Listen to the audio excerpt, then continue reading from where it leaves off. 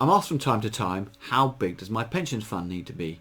And while it'd be great to give a specific number or a formula to work it out very easily, it's much more complicated than that because there are a number of variables you need to consider.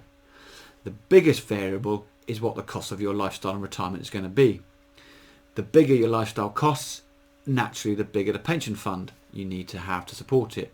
Whereas if you're someone who's very frugal and won't be spending much each year in retirement, your pension fund can be much smaller.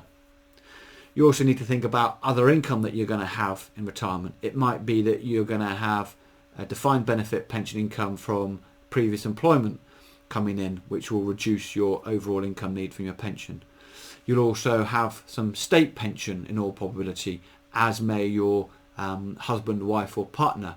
And so therefore the more you'll have in household income and state pension, the less you'll need to draw from a pension fund, and therefore the smaller the pension fund that you need to have.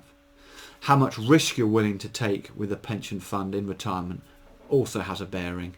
If you're someone who's very risk averse and would have all their money preferably in cash, so you're not exposed to the vagaries of the stock markets, the more money you draw out, the quicker it will erode because you're not getting the investment growth to support and replace that income.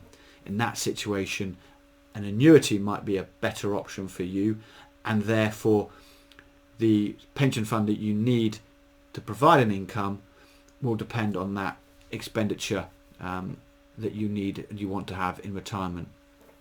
Whereas if you're someone who's more willing to be exposed to investment risk and has what's called a capacity for loss, so you can have big drops in the value of the pension fund when the stock markets crash without detriment to your lifestyle, then you'll get greater long-term returns, and therefore your pension fund can support income more readily, and therefore you might need a smaller pension fund than someone who's less willing to take investment risk.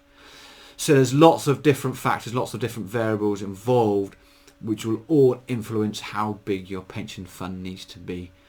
But I hope that helps, gives you some things to think about as you're building up your pension fund towards retirement.